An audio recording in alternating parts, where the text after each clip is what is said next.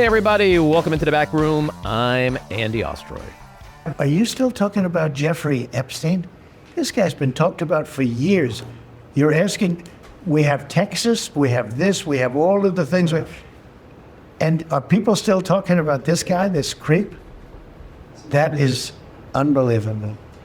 Do you want to waste the time on it? Do you feel like answering? I don't mind answering. I mean, I can't believe you're asking a question on Epstein at a time like this where we're having some of the greatest success and also tragedy with what happened in Texas. It just seems like a desecration, but you go ahead. I don't know why you're talking about Epstein when there's so many important things to talk about, like the Texas floods and the fact that I got robbed 5 years ago. Like Epstein, sex trafficking, a potential cover-up by the U.S. government, a lie by our Attorney General. Suddenly that's not worthy of conversation. We're going to get to that Epstein sitch in just a second. And we've got author, Atlantic staff writer, and podcaster David Frum on today. So we'll chat with David in just a moment. But first, thanks for tuning in. We appreciate you listening, and we'd love to hear your comments. So email us at backroomandy@gmail.com and or post on our social media, and we'll read some feedback next time. And if you like the podcast, please rate and review and follow or subscribe, and you'll be notified every time we post a new episode. So let's talk about this Jeffrey Epstein situation.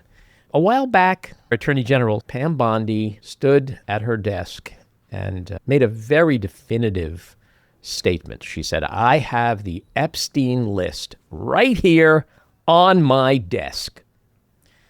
Now, what did Pam Bondi say this week? Let's go to this clip.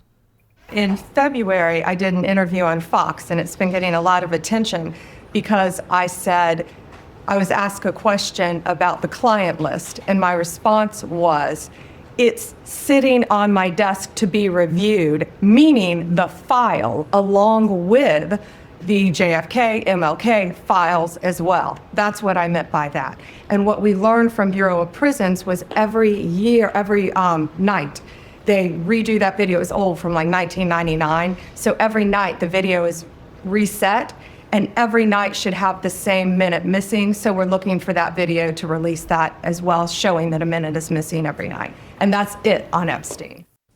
That is just absolute bullshit. I mean, she's so in over her head, but she's also been drawing the wrath of Tucker Carlson and Laura Loomer. I mean, you don't fuck with Laura Loomer. Apparently, when Laura Loomer says jump, Trump says how high. So, but here's the problem. She either lied when she said, I have the Epstein list right here on my desk, or she's lying now. It's one or the other.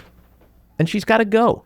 And when you have people like Laura Loomer calling for her to be fired or to resign, I would not be surprised if that doesn't happen soon.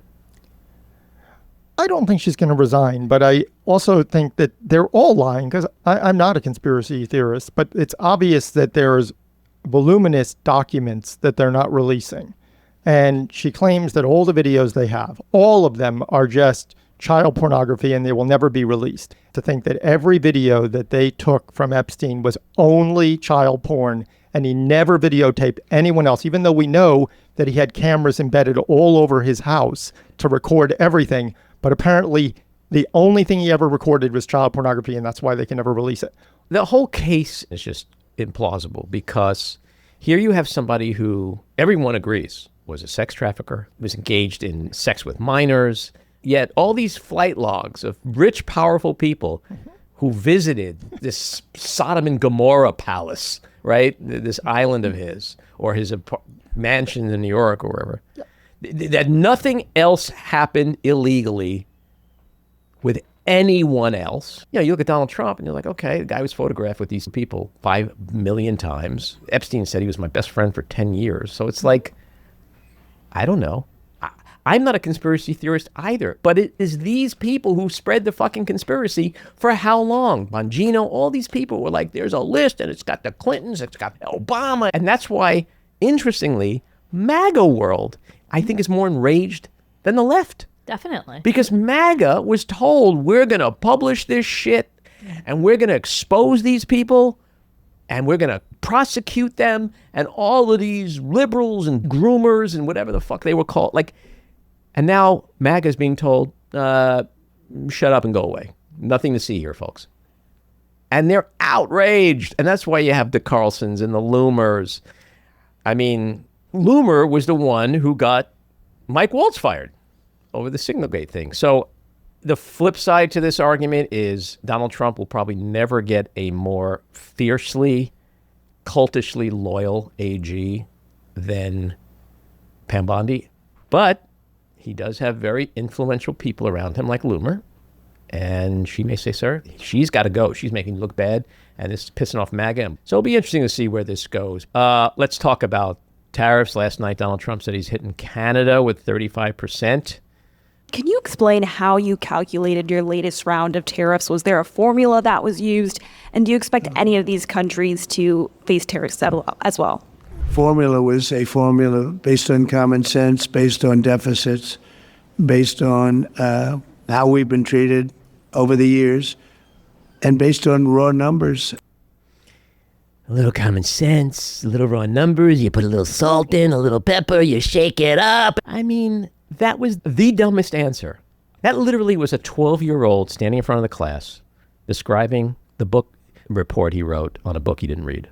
I was going to say, I never would have passed my New York State math regions with that kind of answer. So here we are again. We're back. The tariffs are back. There's no rhyme or reason to any of this shit. None whatsoever.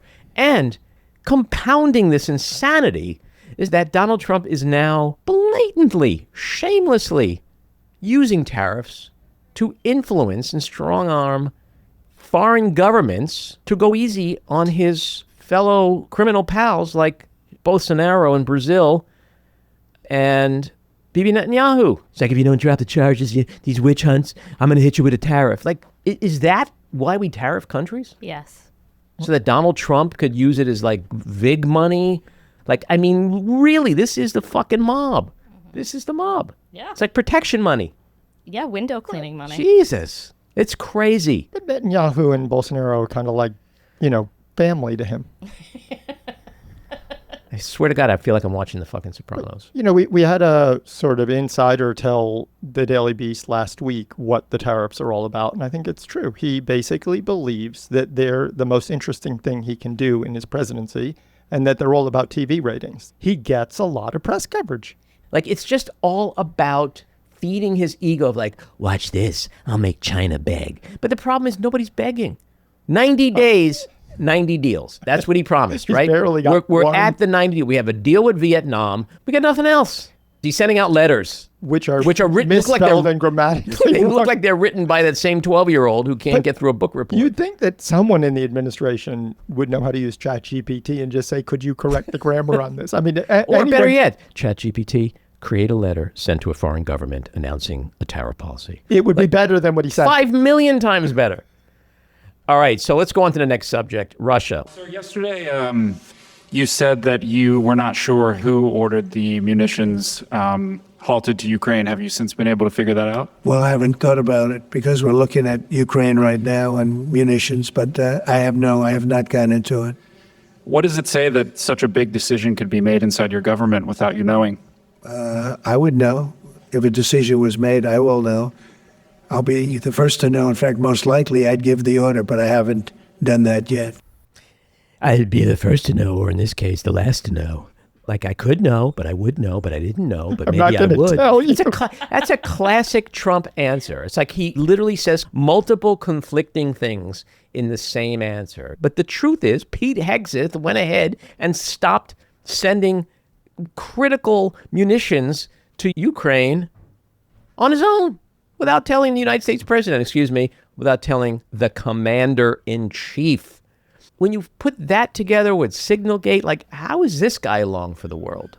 Well, that's an interesting question. I don't think long. I don't think he's long for the I world. disagree, and I don't know why he's so Teflon. Maybe he has the Epstein files.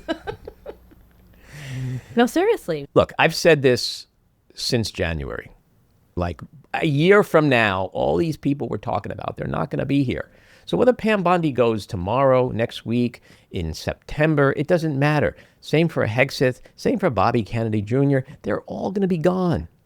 Trump then had to immediately reverse course and resend the weapons to Ukraine. That was a huge embarrassment. Trump doesn't like to be embarrassed. He doesn't like to look like he didn't know what the fuck was going on, right? And someone always has to be blamed and be held accountable, because it certainly ain't going to be him. Time will tell. I'm just saying, in the fall, somebody's not going to be here, and maybe all of them. Or by January, they'll be gone. I just don't see the reason why. He's getting everything he wants every single day, and No, he's getting no bad press. And he's getting his not the press very, he watches. very critical advisors like Laura Loomer publicly demanding that his incompetent attorney general be fired. You didn't mention the one critical person who was very upset about this. Alex Jones threatened to throw up in his car. I saw that. He was crying.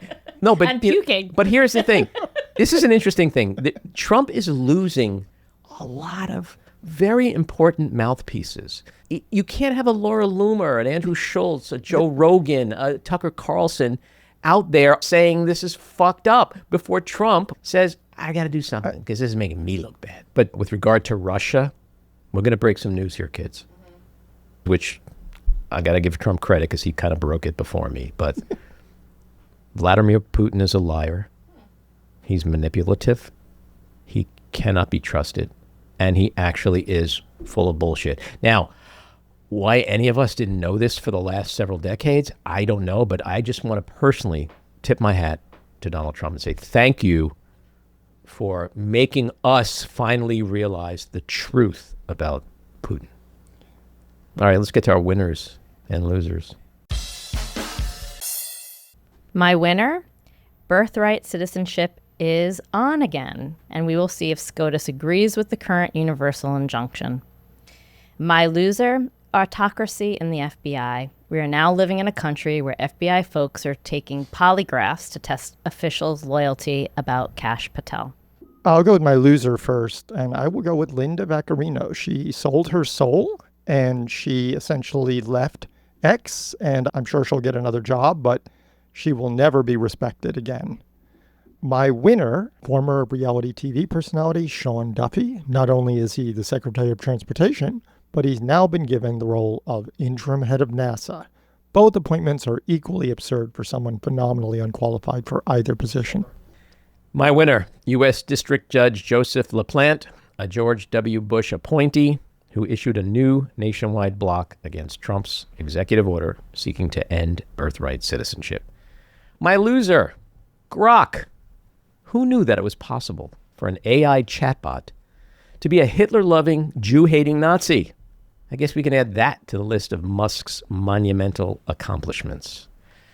And that brings us to the weekly rant. So the self-proclaimed master of negotiating, the author of the book, The Art of the Deal, continues to prove to be the absolute worst negotiator in the history of negotiating. When it comes to his tariff strategy, there actually is no strategy. It's a pure, out-of-control, shoot-from-the-hip, impulse and ego orgy, where Donald Trump gets to fuck himself and to feed his insatiable hunger to be perceived as a strongman whose ass the entire world must kiss. Oh, please, sir, we're so terrified of you and your big manly man threats. You're so strong and powerful. We'll drop our drawers for you. Just tell us what you want. But what has actually ended up happening is a months-long upending of the global economy, uncertainty in the business community, a bipolar U.S. and world stock and bond market, an erosion of the trust and faith in America as a safe haven for foreign investment, and an unrelenting campaign of chaos. Wall Street has dubbed investors' now blasé reaction to Trump's topsy-turvy tariff gyrations as the taco trade. Trump always chickens out. That despite all his big tough guy bravado and pay us or else braggadocious bullshit, investors now expect him to ultimately cave, especially when it becomes clear that the capitulation he expects fails to materialize, as in the most glaring case of China's Xi Jinping, who basically told Trump to fuck off. Back in April, Trump boldly promised 90 deals in 90 days, but we've only seen just one deal with Vietnam and frameworks with the United Kingdom and China. Remember months ago when he and Treasury Secretary Scott Bessent and Commerce Secretary Howard Lutnick bragged that, quote, the phones were ringing off the hook that hundreds of countries were calling, literally begging to do deals. But what's truly comical is that they were claiming more countries were calling than there are actual countries in the world. It was all bullshit then, and it's all bullshit now. This week, Trump began sending letters to multiple heads of state, alerting them to new tariff rates they'll be hit with next month if they don't agree to deals before then. These letters are a pathetic joke, and they seem written by a 12-year-old, as I said earlier. And also this week, at his weekly cabinet ass-licking session, Taco Boy outright lied about changing the deadline yet again from July 9th to August 1st. Quote, "It's always been August 1st, He falsely claimed, adding, a statement was being put out today, and I put it out just to make it clear. It wasn't a change. It was August 1st. "No, it wasn't. It was July 9th. And so the world now understands that Trump is nothing but a coward, a small, weak, insecure, impulsive, strategy-bankrupt clown who has no idea what the fuck he's doing and is truly negotiating against himself every time he opens his mouth, announces a tariff with a deadline, and then changes the numbers and the deadlines without anyone on the other side having uttered a peep. It's like he's literally sitting in a room, negotiating in that room by himself. And in the end, all these countries hear is, I really mean it this time."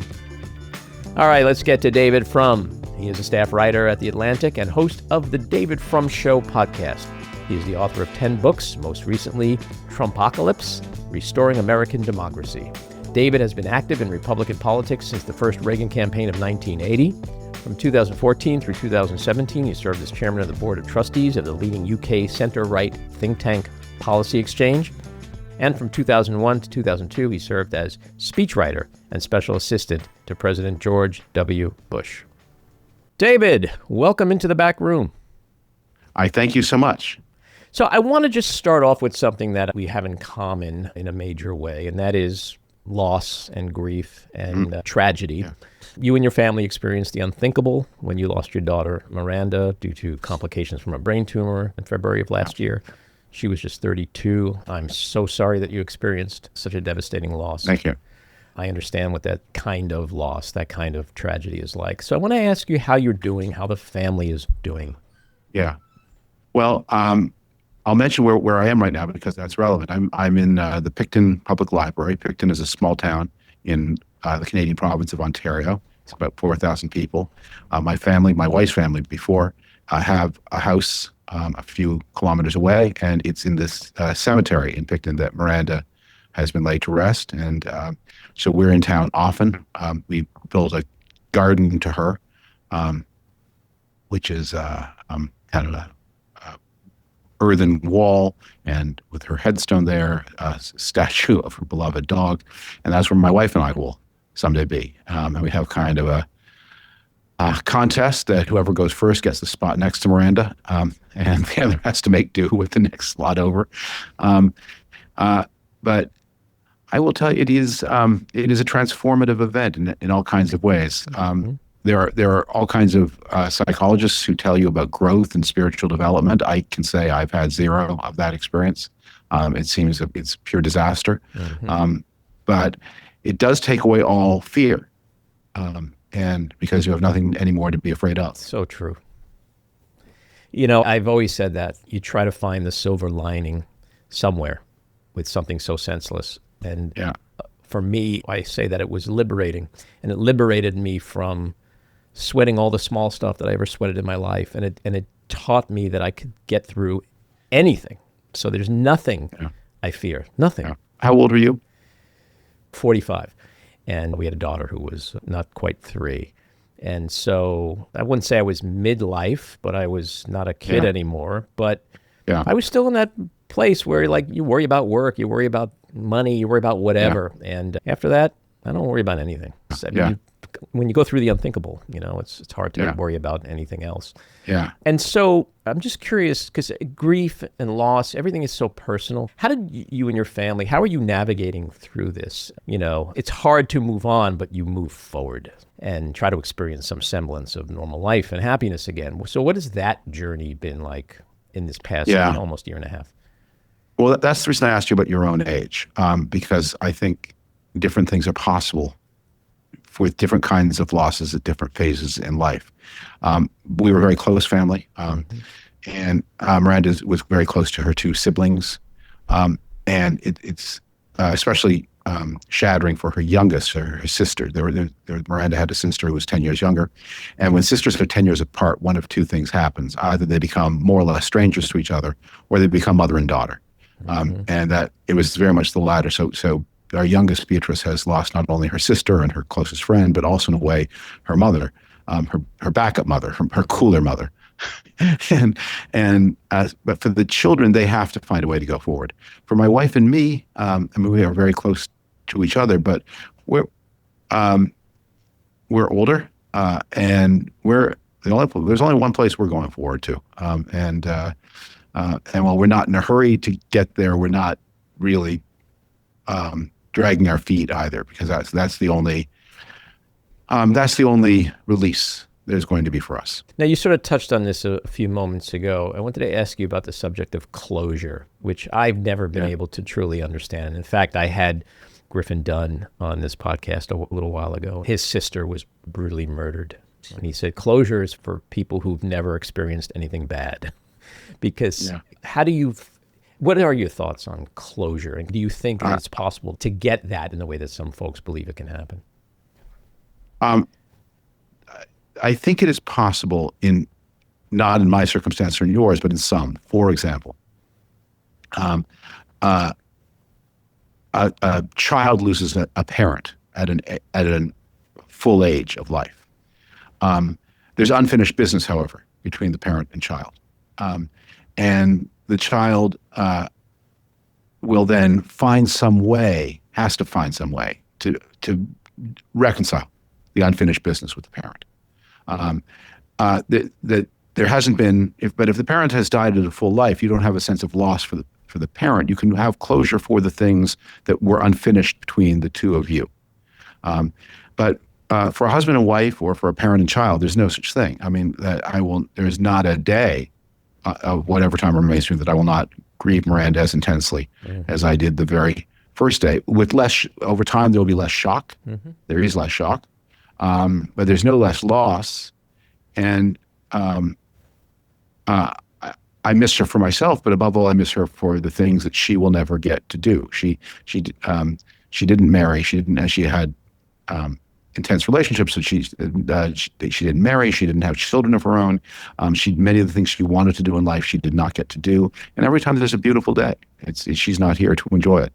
So there's no closure on that. But I think it's a concept borrowed from people who are tormenting themselves with guilt or disappointment about something that is unfinished on their side with someone who led a full life. And then I think it makes sense. I mean, if you have guilt, and especially if it's a kind of exaggerated or unfounded guilt, then by all means, work that through. You may need to do that. Yeah. And I don't think we should. This whole idea that there's an implicit, what is a proper human life to look like? And we live at a time when human life is so much more prosperous, so much safer than ever before, that these violations of love and existence, they seem unnatural and improper.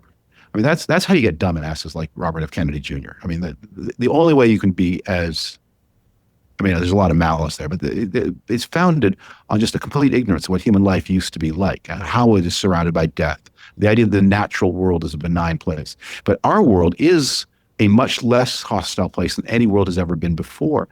And so there's a suggestion, well, a proper human life is one that is lived without grief, or at least until you're 62 and your parent dies at 88, and then you have some grief. Maybe you have some, but otherwise it's all psycho stuff. It's also like the relationship didn't work out or your career didn't. Those are the griefs that you're, and those things you do have to work through. Congratulations. You have to work out. You wanted to be a rock star. You're not going to be a rock star. You have to get past that somehow. But the more love and loss go together, the more you love, the more you lose. The more people you have that you love, the more likely you are to lose at least one of them. And although our world is much more hospitable to human beings than it used to be, it is not perfectly hospitable, and people die at early ages from violence, from disease, for all kinds of reasons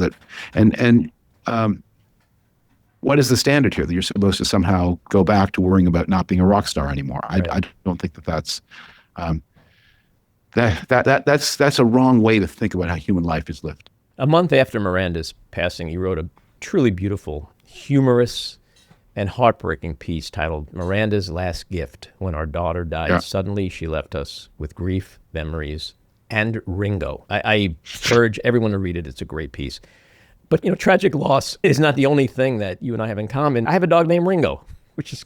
Oh, yeah. Yeah, I mean, I think this is the second person I've ever met that has a dog named Ringo.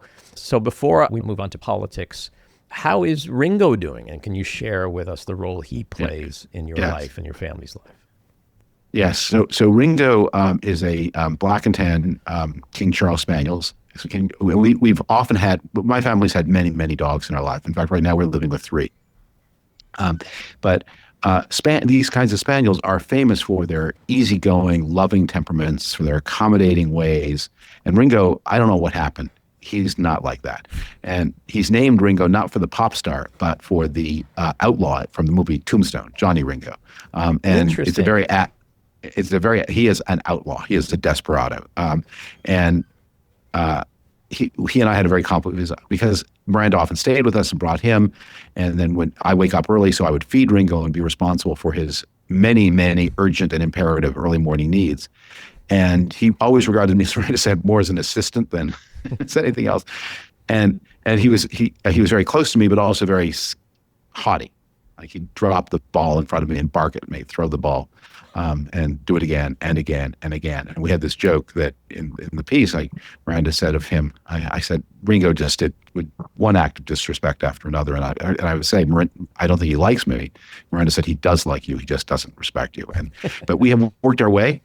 To last night. He slept on my side of the bed, which is a rare token of recognition.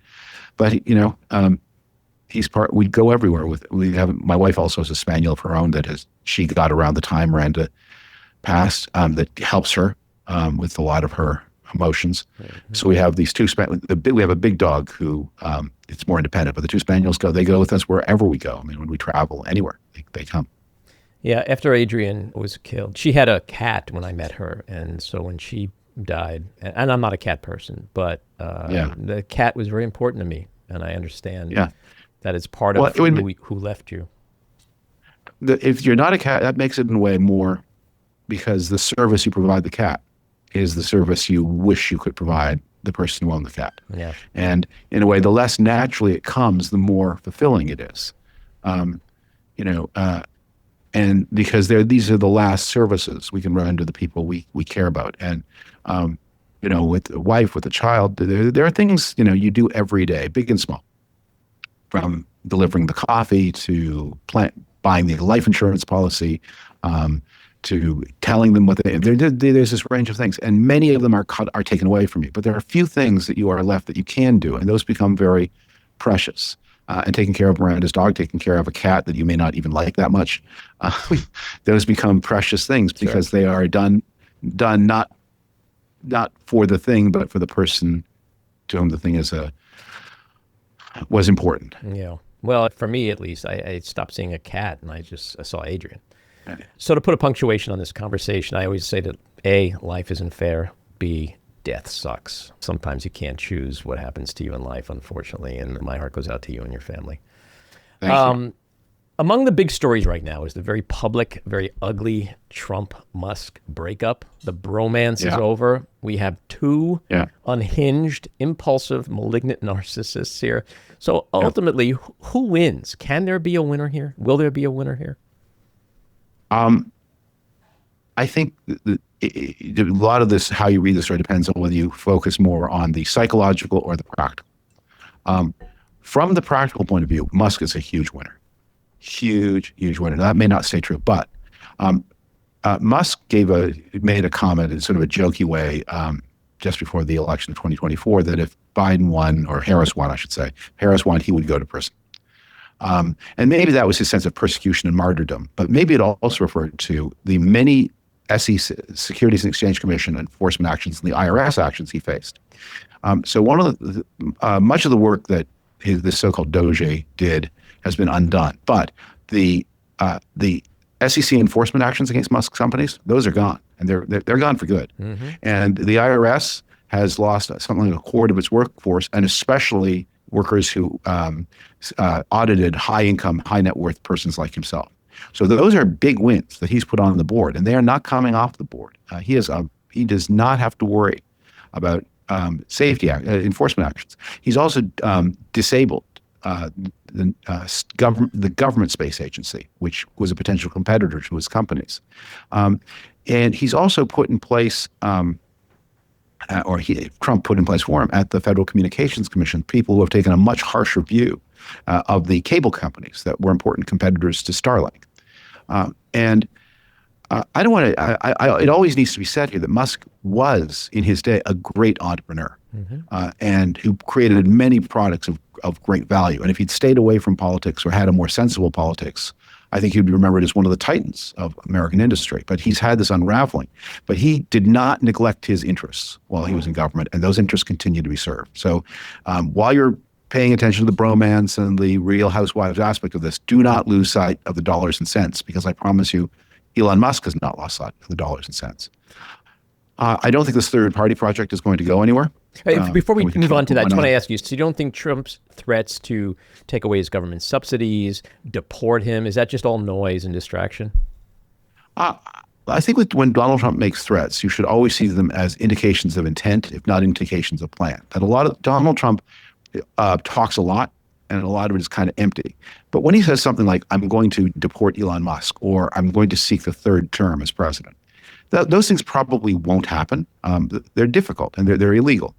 But they reveal the mindset and the intention. I intend to overturn the constitutional limit on the 2 terms, if I can. I intend to deport a political rival, if I can. Now, maybe I can't, but that's what I'm going to try to do. So those words are important. Taking away the government subsidies, I think some of the subsidies, they're different subsidies. The subsidies to electrical vehicles have been taken away, and probably it may even be the time for that. I don't know that the United States is another way of launching communication satellites with SpaceX, and Starlink is absolutely essential to the defense of Ukraine. I wrote soon after the war, the United States government should begin developing a plan to nationalize Starlink, because Musk used it for political. He cut off the flow of information to Ukraine when the Ukrainians did something that he, with his more increasingly pro-Russia sympathies, didn't like. Well, that can't be. That shouldn't be allowed, and there needed to have been a plan. So some of the things that Trump is talking about are things that a different and kind of more patriotic, more responsible president would be doing anyway.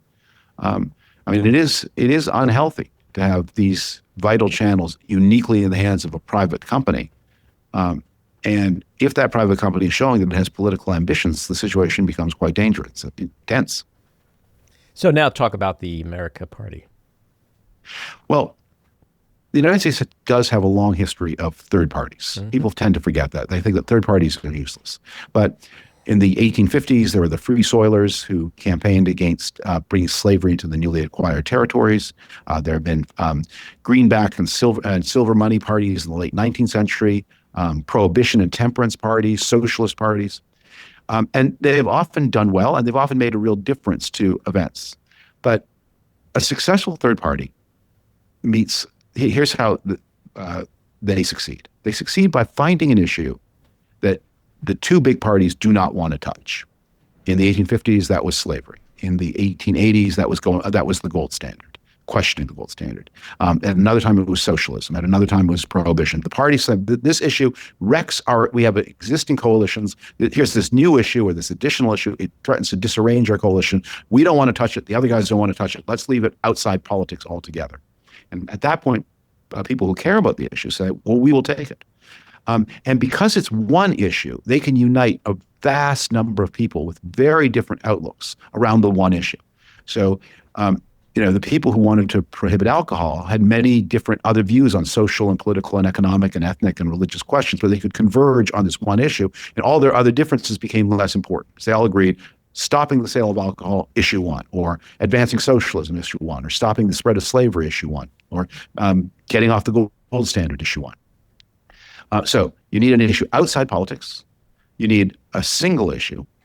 And you need some way of overcoming the pre-existing differences, and then you need charismatic leadership. That's not indispensable because the prohibitionists didn't always have charismatic leadership, but the free soil people did, the silver money people did, socialists certainly did with Eugene Victor Debs. So those say, okay, are these factors? If not, then what happens, as happened to the political party that Ross Perot tried to create in the 1990s, your party becomes a grab bag of weirdos and disaffected people who have nothing in common except that no one else wants to have them in their party. And so you get misfits and sociopaths and weirdos and crackpots, but they don't agree on anything, and there's no reason for them to exist in a party. Now, Musk has a very idiosyncratic set of personal views. And he's, I think, hoping to try to put together something like what you see in Europe, where you'll get some politician who is spun away out of the existing party system. And they then create a list. They often name it for themselves, like Pim Fortuyn in the Netherlands or people like that. They love the Pim Fortuyn party. Everyone who loves Pim Fortuyn. And that can work a little bit if you have someone who cuts across existing lines. And the Elon Musk of 2014 might have been such a person. Mm-hmm. But the Elon Musk of today is so right-wing coded that he can't be, like, you're not going to have a lot of people on the left who say, well, I'm so committed to electrifying the automobiles. And here's the greatest automobile electrifier of our time. And yeah, he has other things I don't like, but I can follow him for that reason. He's too right-coded for the liberals. And meanwhile, for the right, he's too anti-Trump now. Mm-hmm. So I think he can't build a personal party. He doesn't have one issue. He's got a whole grab bag of highly idiosyncratic issues. And the rules are against him. So I don't think it goes anywhere. He could have had much more impact if he had just said, I'm going to back those Republicans who, like me, have fallen out with Donald Trump. Tom Tillis, I'm going to back him for running for another term and run him and enable him to be an anti-Trump Republican. But that Musk's ego didn't allow for that, so that didn't happen. He could still do that, right? I mean, he could still cause damage in certain swing states, primaries. He could, but he'd need a very strategic conception and a very modest definition of his own role. And neither of those seem to be excellences of his. Mm-hmm. So let's talk about Trump and your terrific recent piece in The Atlantic titled, "Welcome to the Mafia Presidency." It's basically about CBS's $16 million settlement with Trump, its parent company Paramount's pending $8 billion merger with Skydance, and what you've called, quote, extortion. Talk about that a little bit. Yeah. Well, I'm going to have to be a little legally technical here for a minute. So Trump brought action against CBS because he didn't like the way it had edited an interview with Kamala Harris. And it needs to be stressed here, this lawsuit was certain to lose, absolutely certain to lose. Because it turns out that, look, there's no question, for most media, it's absolutely clear you have a right to edit any way you want. And even it grossly unfair. There's a famous case about this involving the writer Janet Malcolm, who did a profile of a man named Jeffrey Mason, who was head of the Freud archives. And Mason sued Malcolm for libel or defamation because Malcolm, and she admitted this, took quotes that were an answer to one question and moved them to be an answer to another question, stitched different quotes together and to make one paragraph out of things that were said on different days, all of it with an aim to, with the, not only the result, but the clear and obvious and confessed aim to make Mason look bad. And he still lost because the court said, look, we're not here to police editing. It's the First Amendment. The only way you can you have to prove a traditional libel case. It's very hard. Now with CBS, it's a little different because it's broadcast medium. It's governed by this ancient body of law that goes back to the radio age, where the rules are a little bit, where there was this false idea that there was scarcity, or this outdated idea that there was scarcity. So the Federal Communications Commission imposed rules on broadcasters, first radio, then TV. But by the 70s, the FCC had said, that's it, we're out of this business. We are not enforcing fairness. And actually, interestingly, many of the early cases involved CBS, because CBS, which was the dominant TV news network of the early color television era, with shows like 60 Minutes, invented ultra aggressive and often quite unfair editing. And some of the victims of the ultra aggressive and often brought actions before the FCC. And the FCC said, we're not in the job here of policing the quality of information. That, we've got a small number of finite responses. We're out of this. We are not going to act to censor. No. And there's just precedent after precedent after precedent of the SEC refusing to edit, police editing that the victim of the editing said was unfair. Okay, now in this case, the person edited is not complaining. It's just some TV viewer. One out of millions and millions and millions of TV viewers said, I don't like the way this was edited. So although the purported or the theoretical victim is not complaining, I want to complain as one TV viewer among many. Why don't every TV viewer bring a lawsuit to say, well, I didn't like this edit? Obviously that's impossible. And the signs that the Trump people knew that this lawsuit was garbage was, first, they didn't file it in New York, where CBS is based. They didn't file it in Florida, where Trump is based. They filed it in Amarillo, Texas, because they know that is the most Trump-friendly federal district in the whole country. And then they brought the action under a Texas consumer protection statute that said that somehow Trump's rights were violated as a Texas TV consumer. And when you read the complaint doesn't hardly ever invokes any legal authorities. And the two times it mentions a legal authority, both of them are arguing exactly the opposite case.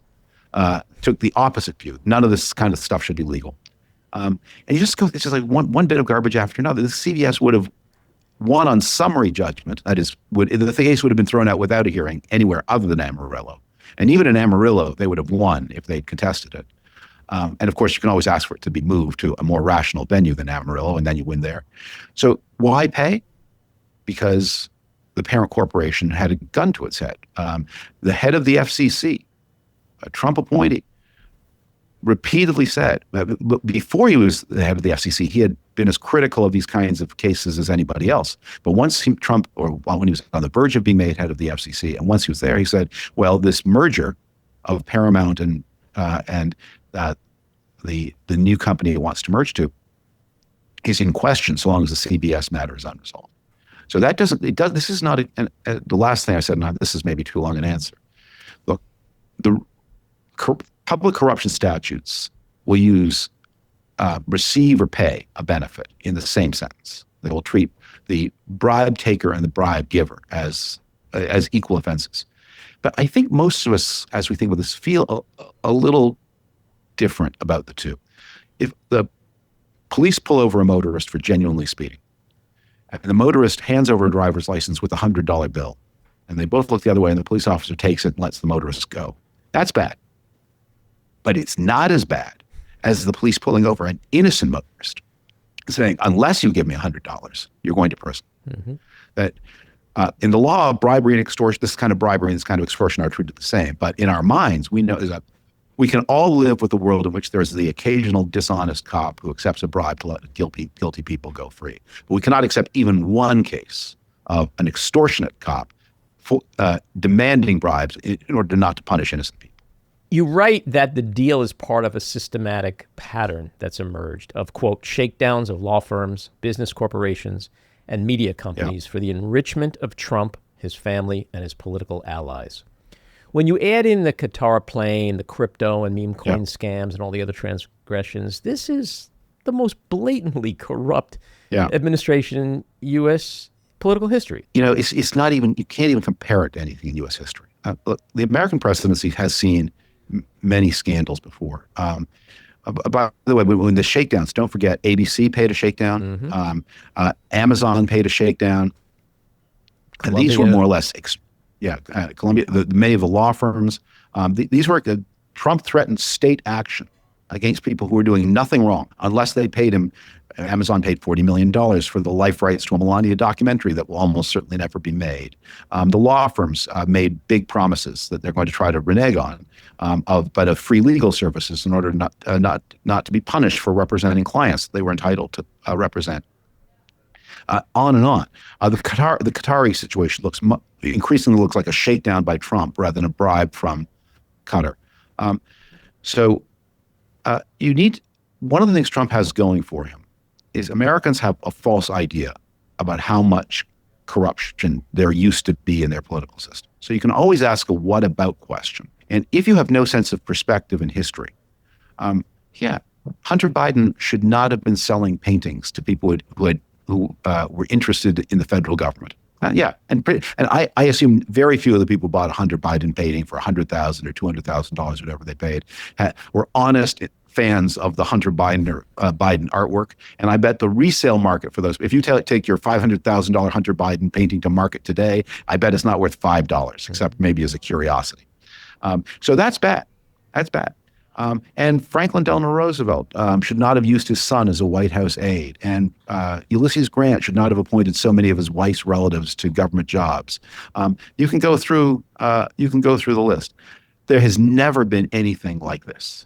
Not in the scale, not in the dollar scale, the number of people, and and above all, not in the level of threat.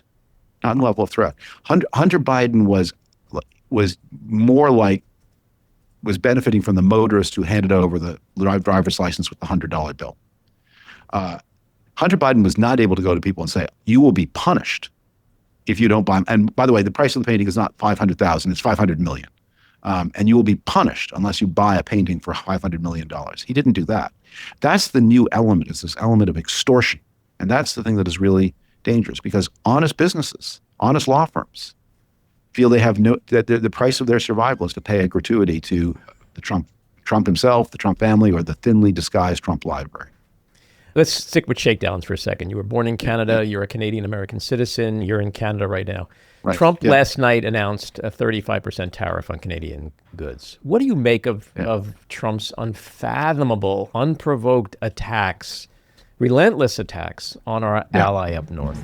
Well, they have transformed Canadian politics in a way, and I think Americans don't pay a lot of attention to things Canadian. They have a general benignity. Right now, I think many can name the current Canadian Prime Minister. They usually can't do that. They certainly can't name anybody else in the Canadian government and the major issues, and because mostly the relationship works pretty well. In fact, works very well.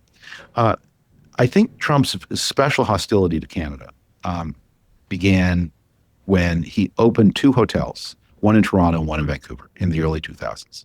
And the Toronto hotel was simply a branding exercise. He sold his name to real estate developers, and the hotel was a failure. But Trump got his money up front. It wasn't that, by his standards, that much. It was a couple of $1 million. He got his money up front. The hotel failed. It didn't matter to him. He was already paid out. But he also put his name to a hotel in Vancouver, and that was a hotel that he was much more personally invested in. And it did have his name on it, and it did have a lot of himself in it. And while the Toronto hotel failed because of objective business, it failed during the Great Recession for objective business reasons. The Vancouver hotel failed after Trump became president because Vancouverites would not cross the threshold of a building with Trump's name on it. And there was a fantastic restaurant inside the Trump hotel, one of the greatest Chinese restaurants on the North American continent, legendary, magnificently reviewed. And it opens in early 2017, and it goes bust because people will not cross the threshold to go eat there, even though it's a great, great and much admired restaurant. And it was a very personal kind of rejection. I think that's a big part of it. I think Trump also has fantasies of annexation of Canada and thinks that if you bring economic pressure to bear on Canada, that you can sort of crack the Canadian will to continue to exist as an independent nation, or you can break away pieces like Alberta and the Western provinces. But does he really believe that Canada is ever going to be the 51st state of this country? I mean, that just makes him sound nuts when he says that. I think you, again, take it directionally, not as an intent. Does he believe that he can make territorial annexes? You should see the Canada piece along with the Greenland piece and the Panama Canal Zone.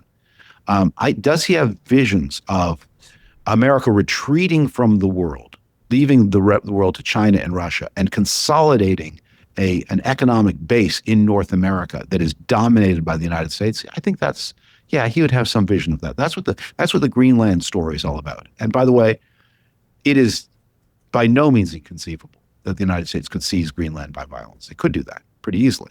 It would have huge ramifications, but Trump wouldn't care about those very much, but it could be done. And while, yes, Canada's unlikely to be annexed, he can bring enormous pressure to bear on Canada and create all kinds of disruptive events. I mean, the country is already heading probably into a recession this year because of the shock of the many unpredictable Trump tariffs and all the uncertainty because he changes his mind all the time.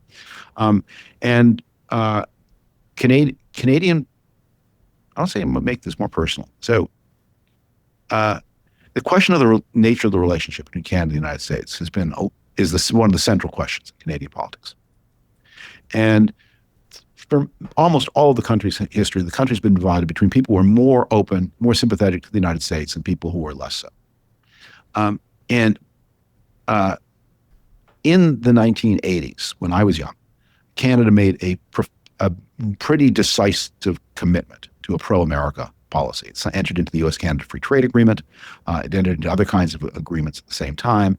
And there are people in those days, they were mostly on the left, who warned against this. And my generation of people were acting and said, those are fantasies, negative fantasies, that there are enormous economic benefits to be captured. They're a benign neighbor, that yes, they sometimes want Canada to align with American foreign policies, like, for example, testing cruise missiles in the Canadian Arctic, where the terrain looks a lot like that in the relevant parts of the Soviet Union. That's a price worth paying. Canada should be a member of the anti-Soviet coalition. And that argument, my team in that decisively won. And from the early 1990s until the day before yesterday, there was almost no disagreement in Canada on the benefits and value of a close relationship with the United States, security cooperation, and counterterrorism, NATO, North American air defense, mutual benefit, development of natural resources. This is a period where they had the 30-year period from 1990 to 2020 saw less disagreement about that question than in any period probably in Canadian history. And now it's the reverse, that there is no pro-America. You look like an idiot. I mean, everything that people like me said in 1985 about the Ronald Reagan's United States has been disqualified, disproven, and rejected. Americans are unreliable, unpredictable. They are aggressive. They are dangerous. They do. The people who said if you trade freely with them, they will try to destroy your sovereignty. We laughed at that in 1985. Oh, now Trump is saying we want to impose tariffs on you to destroy your sovereignty. I mean, he says it out loud. What I think Americans need to understand is this is not just affecting the politics of today. That when we had the big debates in the 80s about U.S.-Canada relations, the people under 30 tended to be the most pro-American, and the people over 60 were the least, to hazard a generalization. People under 30 right now in Canada are learning lessons about the United States that will matter in the politics of 40 and 50 years from now. They're not going to get past this. Mm-hmm. There will eventually have to be some kind of, I shouldn't say that, eventually it will have to be left behind because of economic necessity, but it will not be forgotten. And the kind of risks that Trump threatened Canadians with, those are going to be present in the minds of Canadian policymakers for decades and a generation. You know, when you mention the personal aspect of Trump's motivation for these tariffs with Canada, and then you factor in the threats he's made to Israel to drop the charges against Netanyahu, the same thing with Brazil. He's going to hit them with 50% if they don't stop the witch hunt of Bolsonaro. We're really at a place where the United States president is using our money, my money, taxpayer money, as weapons in his personal quest to help out his criminal buddies all over the world. It's inconceivable is what it is. And it has enduring consequences because if we were having this conversation 15 years ago, what almost all American partners would say is every American partner has a preference for one party or the other. The European Union countries are generally happier when Democrats are in power than Republicans. Israel is generally happier when Republicans are in power than Democrats. Saudis prefer Republicans to Democrats. Most of the Latin American countries prefer Democrats. But what they would say is, look, yes, we have our favorites. But we understand that the broad lines of American policy are actually quite continuous. And that, if you, there are differences in emphasis and nuance and rhetoric, but basically, Reagan is Clinton, is Bush, is Obama. From the point of view of Chile, from the point of view of South Korea, and again, nuances, but never dramatic. And there is a thing called the United States that is enduring beyond any administration. And we can speak about the United States having interests, and our country's interests align with those, protection, trade, mutual benefit of all kinds. Well, suddenly all of that is gone, because what everyone is seeing here is that the United States is doing things that are so unacceptable to so many people. And once it's done, it can't be like you say, okay, now we get to, President Westmore, and he says sorry to the South Koreans or whoever, but no one that thing with Trump, it happened. Mm-hmm. It happened twice. If it happened 2 times, it can happen 3 times. And maybe not with Trump, but with somebody else. So we have to rethink our relationship with the United States to allow for the possibility of this happening not twice, but 3 times. Mm-hmm. And it's now it's now a real possibility that the United States would abandon friends, would jettison NATO, would impose tariffs, Trump often talks about not paying America's debts. So those things are real possibilities, and everybody has to take them into account. And the nations' good names, prestige is a resource. When President Biden, in the early days of the October 7th war, said to the Iranians, if you're thinking about attacking Israel, don't. Whether that single word was believed or not made an enormous difference to whether the United States could achieve its foreign policy goals at low expense or high expense. If you create doubt about whether the American word is reliable, then things that used to be able to be done at low expense become doable only at very high expense. And Trump is calling into question American credibility. He talks about trade deals. The things he's doing with Canada and Mexico involve ignoring the trade agreement that he signed. Right, USA. He himself. So what he's saying is, I want everyone to enter into an agreement with me. And line 1 of the agreement says, this agreement does not bind the United States. It only binds you. The United States remains free to cancel this agreement or alter its terms at any time for any reason. Well, who is going to enter a trade agreement where line 1 is one party gets to alter the agreement at any time for any reason or jettison it altogether, pretend it's not there? Nobody. And this is going to be a problem not just in this, but when the next president says, well, okay, I would like to sign some trade agreements. Well, your predecessor said you can cancel at any time for any reason or amend at any time. You're not bound by the agreement.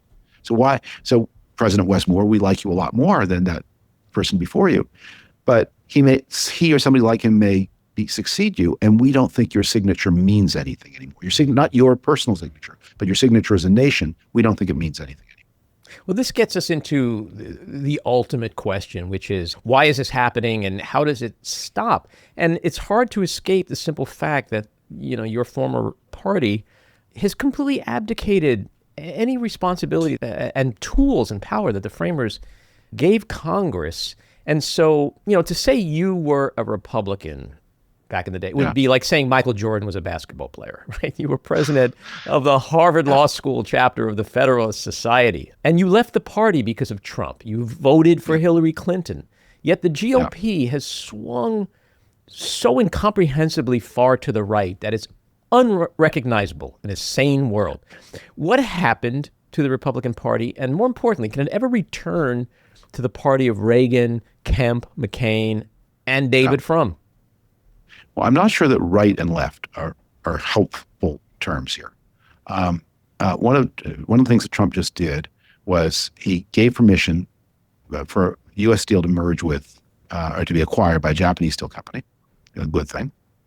A good presence in Japan, which kept jobs and investment in the United States. But he said the price of the permission, which, by the way, President Biden refused, which was wrong, was that there be a clause in the agreement that gives him personally, the President of the United States, but only as long as Donald Trump is president, the right to approve things like whether or not the headquarters of the company can ever be moved out of Pittsburgh. So that's not a right-wing thing. That is a level of economic intervention in the affairs of a private company that we haven't seen since the Harry Truman era. I don't know that the terms right and left are all that helpful in describing how Trump is changing American politics. But it's definitely new. It's more authoritarian. It's more statist. It's more nationalist.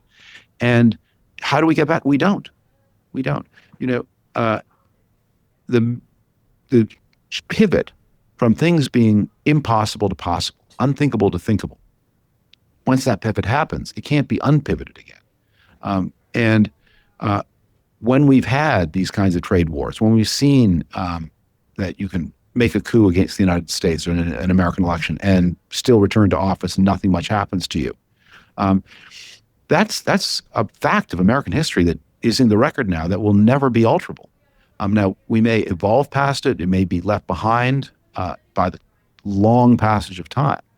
But for our lifetimes, the things that happened under Trump are things that remain possibilities for the future, as well as bad memories about the past. Yeah, I mean, on some level, I agree with you about right and left. But I guess my question is more not about traditional conservative ideals and policies that any Republican in office would try to legislate.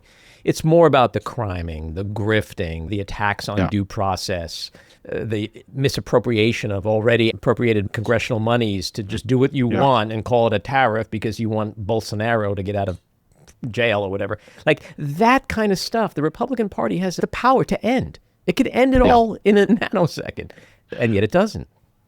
Yeah. I think one of the ways to think about what happened with the criming and the grifting is Watergate in the middle 1970s pulled back the curtain on a lot of activities which get grouped together as Watergate, but many of them were not done by Nixon. Many of them weren't done at the federal level. And in the years after that Watergate scandal, the United States embarked on a big program of government cleanup. I mean, I wrote a book, History of the 1970s, and one of the things I document are the hundreds of corruption cases brought against state and local officials after 1974. Because people, there were certain ways you could govern Jersey City in 1963 that you could no longer do in 1983. Or in 1963, you had a pretty good idea nothing would happen to you. In 1983, they had sent a couple of your predecessors to prison for doing it. And the story of American public integrity is one where it gets slowly cleaner in the first half of the 20th century, and then very dramatically cleaner for the 50 years after 1975 or 40 years after 1975. And now we're going the opposite direction.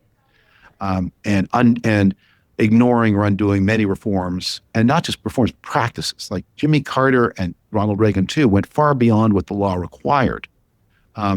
Because there was this memory from you can get into real trouble if you break these new and tighter rules. One of the things that happened to poor President Nixon is many of the things that Nixon did were things that his predecessors had also done. It's just that the rules got tougher in the middle 70s. Could you send a burglar to plant a wiretap in an opponent's political office? In 1962, the answer was, yeah, you probably can do that. Probably. Can the president ask to see the tax returns of political enemies? In 1962, the answer was probably, yeah. You have to keep it quiet, but yeah, probably. And in 1972, the answer was absolutely not. No and never. And so in 1982, the answer was, I guess the answer is no. And in 1992, people said, I guess the answer is still no. 2002, still no. 2012, still no. 2022, we're back to where it was in 1962. And again, heading in many of the similarly wrong directions. A lot of what Watergate did was change the culture and expectations and practices beyond anything that was written down. And the Trump era is saying, supposing your son-in-law has a lot of dubious business dealings, can you give him an ultra top secret clearance? And the answer used to be, well, theoretically, sir, yes. The president can give anyone, you can give Alger Hiss a top secret clearance if you want to. But we advise that the blowback will be so extreme, it better not do it. And Trump said, okay, what if I do it anyway? Well, there's some blowback, but not as much as we thought. And he did it. And that's the story again and again and again and again. Yeah, that's his strategy for everything. In 2017, you posted on Twitter the following statement, which I could not agree with more. Quote, regular reminder that Donald Trump's core competency is not deal-making with powerful counterparties. It is duping gullible victims. That statement could not be truer today, given that his MAGA base is essentially an occult. We will eventually be rid of Trump. Will we ever be rid of Trumpism? Look, will we ever be rid of human wickedness, human folly, human greed, human crime? No. A lot of what the American experiment has been about is building not only laws, but habits that reward the best of humanity and encourage political competition to be waged at higher and higher levels and impose self-awareness on the political elite about the way they're supposed to behave. And I think here of a letter that George H.W. Bush wrote to his son, George W. Bush, in 1980, just after H.W. Bush was elected vice president. And he said to his son, "You are about to acquire a lot of new friends." He said, "My advice is to do nothing for any of them. Reach out to no government office, do no favors, because however innocent you think it is, it will be seen potentially as an improper act." And H.W. Bush didn't have to do it because, as we've discovered in the Trump era, there are a lot of things you can do that the law will not stop. But H.W. Bush was guided by okay, the law, that's interesting what the law says I can and can't do. That's how I stay out of prison.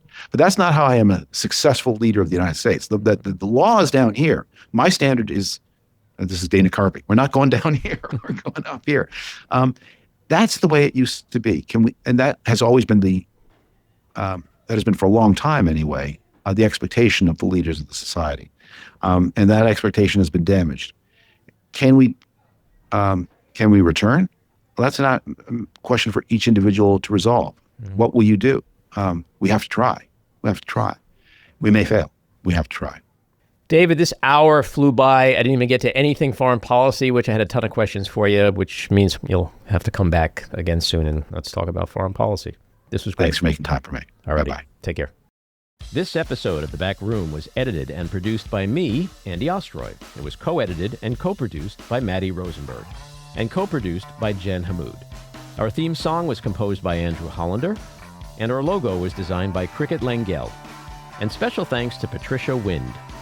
Please take a moment to rate and review the podcast, and also follow or subscribe. Until next time, keep your eyes on Washington, Hollywood, and your own backyards, and have a great week.